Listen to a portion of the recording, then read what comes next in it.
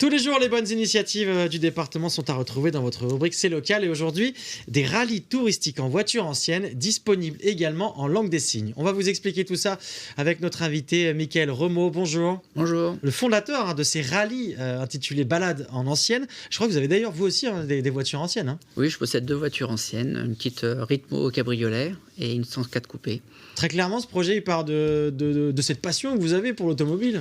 Oui, ça fait des années que je suis dans l'automobile. Mon père était garagiste aussi, j'étais baigné dans l'automobile. Et j'ai toujours aimé voyager, j'ai beaucoup d'amis à l'étranger.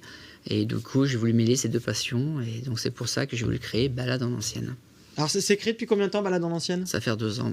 2 ans que c'est créé, avec des rallyes organisés en France et en Europe. Par exemple, ça peut être quoi comme type de rallye ?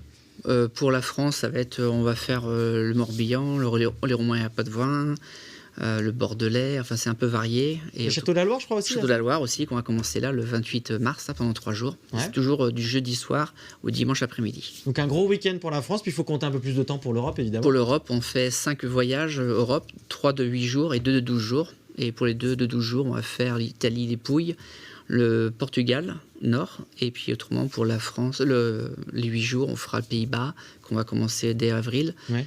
L'Allemagne, et puis on finira par la Belgique pour cette année. Vous faites comment pour sélectionner ces circuits ? C'est le plaisir, le taquiner un petit peu, changer un peu les idées. Comme là, par exemple, en 2025, on va faire la Norvège, les 5 terres et tout. Donc, on sort un peu des voyages classiques et justement pouvoir retrouver des gens, convivialité, partage. Ça se passe comment ? Il faut forcément avoir sa voiture ancienne ? Alors, c'est le plus... en général, la grosse majorité, les gens ont leur voiture ancienne. Ouais. On peut proposer aussi des voitures en location. Mais la grosse majorité, c'est les voitures anciennes. Oui. Chacun vient avec sa voiture. Et vos voitures anciennes, est-ce qu'il y a des critères pour dire que c'est une voiture ancienne, par exemple ? On va dire 1950, 1960 jusqu'à 94. Et après, on va faire les Youngtimer, mais sur sélection, jusqu'à 2004. Alors, je le disais en introduction, vous proposez aussi ces circuits en langue des signes. Pourquoi ce choix ? Mon amie est sourde et en fait, il faut savoir qu'en France, il y a à peu près entre 6 et 7 millions de sourds et malentendants. Ouais. Et ils aimeraient aussi partager ce moment. Et en fait, la langue des signes, moi je considère ça comme une langue, comme un pays étranger en fait. Et c'est facile à apprendre. Et beaucoup de gens, en fait, quand ils ne connaissent pas, ils découvrent un peu les signes. Et ça se passe super bien. Donc ce sont des initiations que vous proposez aussi pendant ces circuits-là ? Alors on a fait un rallye, effectivement, ça s'appelle Rallye du silence. On a fait une petite simulation avec les gens qui avaient les casques pour se rendre compte ce que c'est que ne plus avoir ce sens.